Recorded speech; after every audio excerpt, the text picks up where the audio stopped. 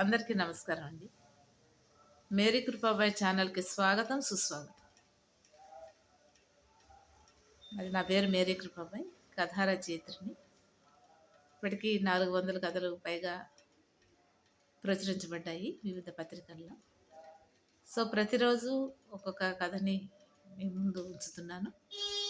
ఈ క్రమంలోనే ఈరోజు మరొక కథని మీకు పరిచయం చేస్తున్నాను. మరి కథాంజలి అనేటువంటి నా మొదటి సంపుటి, దాని నుండి ప్రస్తుతం మీకు కథలు పరిచయం చేస్తున్నాను. మరి ఈరోజు నేను పరిచయం చేయబోయేటువంటి కథ ప్రేమ పరీక్ష. కథా శీర్షిక ప్రేమ పరీక్ష. అయితే ఈ కథ 2005 చినుకు మాసపత్రికలో ప్రచురించబడింది. జనరల్గా నేను కథని డైలాగ్తో ప్రారంభిస్తూ ఉంటానని చెప్పాను. ఈ కథ కూడా ఒక డైలాగ్తోనే ప్రారంభించబడింది. మణీంద్ర అనేటువంటి వ్యక్తి సీత అనే అమ్మాయితో మాట్లాడతాడు. హలో సీత, ఈరోజు చందన కాలేజీకి రాలేదేంటి అని చెప్పి అడుగుతాడు. అడిగితే తను చందనకి ఫ్రెండ్ అనమాట సీత. అయితే ఏమో తెలియదు మణీంద్ర, మరి చందన ఎందుకు రాలేదో తెలియదు అని అంటుంది. తర్వాత 2 రోజుల తర్వాత మళ్ళీ అడుగుతాడు, సీత ఏంటి చందన కాలేజీకి రాలేదేంటి అని చెప్పి అడుగుతాడు. అడిగినప్పుడు ఏమో 2 రోజులుగా రాలేదు, మరి నాకు అయితే తెలియటం లేదు అని చెప్పి సీత చెప్తుంది. అప్పుడు మణీంద్ర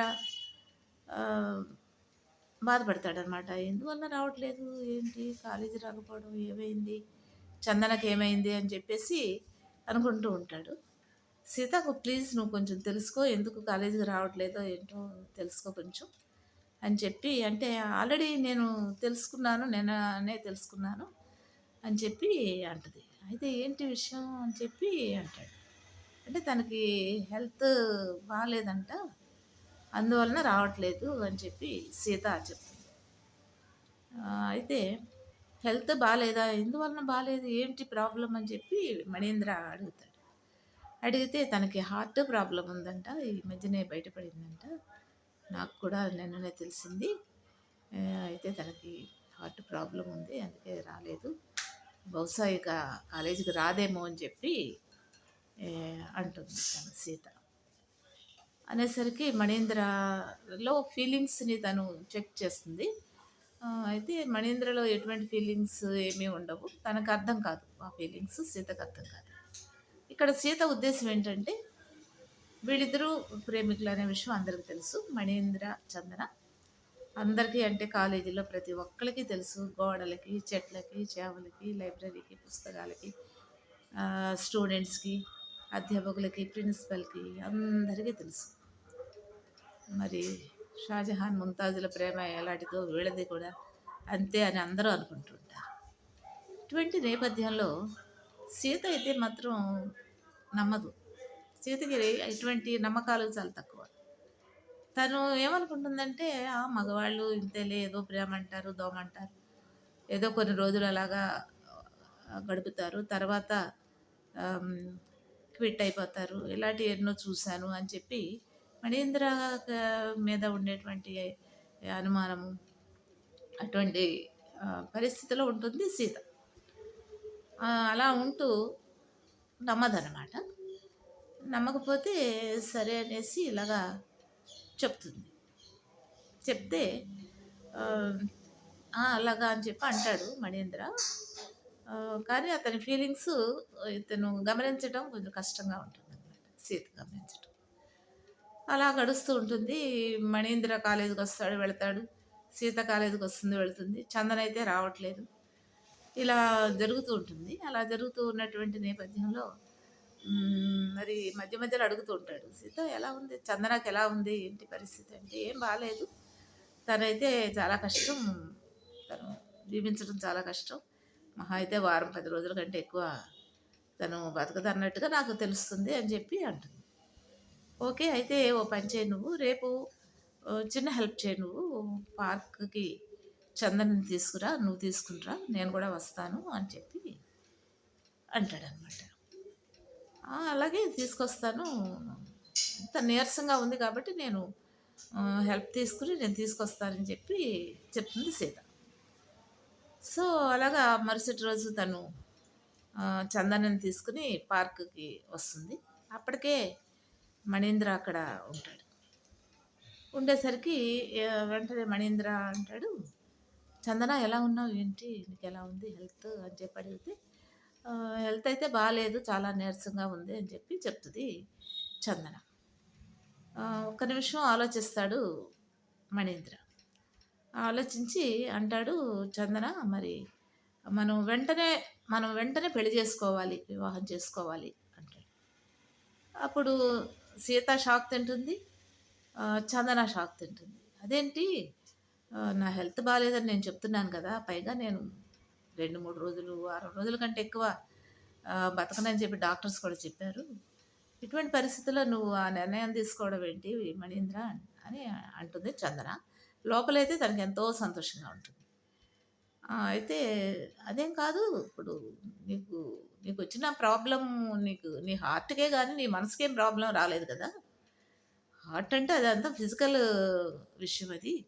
అయితే నీ మనసైతే నన్ను దోచుకున్నటువంటి మనసు. నేనంటే నీకిష్టం. నన్ను నిజంగా ప్రేమించావు. నేను నిజంగా నిన్ను ప్రేమించాను కాబట్టి దీనికైతే ఇబ్బందేమీ లేదు కదా! హార్ట్‌కి ఇబ్బందయినంత మాత్రాన మనసుకు కూడా ఇబ్బంది కలగాలనే రూలయితే ఏమీ లేదు. అయితే నేను అలాంటివి పట్టించుకోను. హార్ట్ ప్రాబ్లమా, మరో ప్రాబ్లమా అవేవి నేనేం పట్టించుకోవట్లేదు. సో, నేను ప్రేమ వరకే పట్టించుకుంటున్నాను. కాబట్టి మనం వెంటనే పెళ్లి చేసుకుందాము" అని అంటాడు. అయితే సీత అంటుంది, "మరి పెళ్లి చేసుకుంటావు మణీంద్ర. చందన ఒకటి 2, 3 రోజులే ఉంటుందనుకో. అప్పుడు ఏం చేస్తావు నువ్వు" అని చెప్పి అడిగితే, "ఏం పర్లేదు 2, 3 రోజులు 2 నిమిషాలున్నా నాకేమీ ఇబ్బంది లేదు. ఎందుకంటే ఆ 2 నిమిషాలతోనే నేను జీవితాంతం గడుపుతాను. ఆ స్ఫూర్తితోనే నేను ముందుకెళ్తాను. 2 నిమిషాలుందా తను, 2 రోజులుందా, 2 ఏళ్లుందా ఇలాంటివేమి నేనేం పట్టించుకోవట్లేదు. 2 నిమిషాలు ఉన్నా ఓకే. నాకు చాలు సరిపోతుంది. నాకైతే ఎటువంటి అబ్జెక్షన్ లేదు" అని చెప్పి మణీంద్ర చెప్తాడు.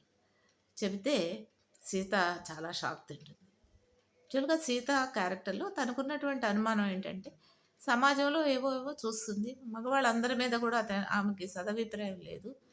అందువలన చందన చెప్పినప్పుడు ఇలా మణీంద్ర తో ఎఫైర్ ఉంది ఇలాగా అని చెప్పినప్పుడు ఏముంటుందంటే, అదంతా ఉట్టిదే, ఇవన్నీ నేను నమ్మను అని చెప్పి సీత చెప్తుంది. చెప్తే చందన ఏమంటుందంటే, "లేదు నమ్మొచ్చు మణీంద్రని. నేను నిజంగానే 100% నమ్ముతున్నానని" చెప్పి తను చెప్తుంది. చెప్తున్నప్పుడు అప్పుడు చందనతో ఏం చెప్తుందంటే, "నేనైతే ఒక పరీక్ష పెడతానంటుంది." ఇదంతా గతంలో జరిగిపోయింది. "అయితే మీ ప్రేమ మీద నేనొక పరీక్ష పెడతాను. నువ్వు సైలెంట్‌గా ఉండు.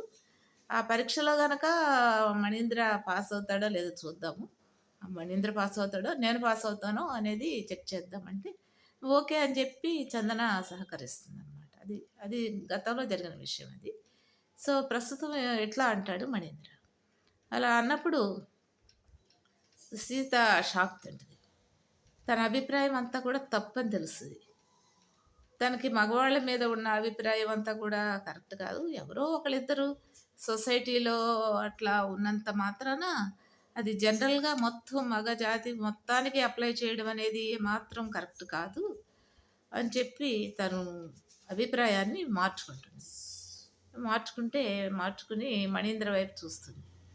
చూస్తే తను మామూలుగా ఒక నిబ్బరమైనటువంటి మనసుతో పట్టుదలగా అలాగే తన విషయాన్ని మళ్ళీ రిపీట్ చేస్తాడు. అలా రిపీట్ చేసినప్పుడు చాలా సంతోషపడుతుంది సీత.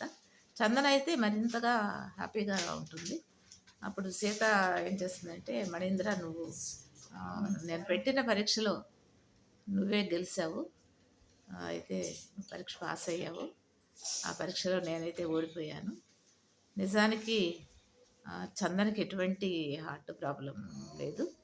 నీ ప్రేమ మీద నేను ఒక పరీక్ష పెట్టాలని నేను అనుకున్నాను. అలా అనుకుని పరీక్ష పెట్టాను. నిజంగా తను చాలా హెల్తీగా, హ్యాపీగా ఉంది. ఈ పరీక్ష తర్వాత మీరిద్దరూ ఇంకా హ్యాపీగా ఉండొచ్చు అని చెప్పి నీ యొక్క ప్రేమని టెస్ట్ చేయడానికి నేను ఒక చిన్న పరీక్ష పెట్టాను అని చెప్పి పరీక్షలో నువ్వే పాస్ అయ్యావు అని చెప్పి చెప్తుంది సీత. అయితే మణీంద్ర కూడా హ్యాపీగా ఫీల్ అవుతాడు. అయితే నువ్వు పెట్టిన పరీక్షలో నాకు గోల్డ్ మెడల్ వచ్చిందనమాట అని చెప్పి అంటాడు. అది ఈ కథకి ముగింపు. ప్రేమ పరీక్ష సరదాగా రాసుకున్నటువంటి కథలు సమాజానికి గొప్ప సందేశాన్ని అందిస్తాయని చెప్పి నేను అనుకుంటున్నాను. చక్కటి అలతి అలతి పదాలతో సరళమైన భాష, తెలుగు భాషతో మరి నేను రాసినటువంటి కథ చినుకు మాసపత్రికలో ప్రచురించబడింది. ఈ సందర్భంగా చినుకు యాజమాన్యానికి కృతజ్ఞతలు తెలియజేస్తున్నాను. మరి సమాజానికి ఉపయోగపడే ఇటువంటి కథలు చాలా అవసరమని నేను అనుకుంటున్నాను. ఇటువంటి పరీక్షలు చిన్న చిన్న పరీక్షలు పెట్టుకుంటే ఆ ప్రేమలు నిజమా కాదా అనేది తెలుస్తూ ఉంటాయి. కాబట్టి మనకి అనారోగ్యంగా ఉంటే డాక్టర్ దగ్గరికి వెళ్తే ఎన్నో పరీక్షలు చేస్తారు, టెస్టులు చేస్తారు. మరి ఒక చిన్న అనారోగ్యానికి అన్ని టెస్టులు చేసినప్పుడు మనకి మన జీవితానికి సంబంధించినటువంటి ప్రేమ అనేటువంటి విషయంలో మనం పరీక్ష పెట్టడం అనేది తప్పు లేదని చెప్పేసి నేను అనుకుంటున్నాను. ఇలా ఈ కథ ముగింపు జరుగుతుంది. మరి మరొక కథతో రేపు మీ ముందుకు వస్తాను. ఇలా మేరీ కృపాపై కథా రచయిత్రి. Thank you very much.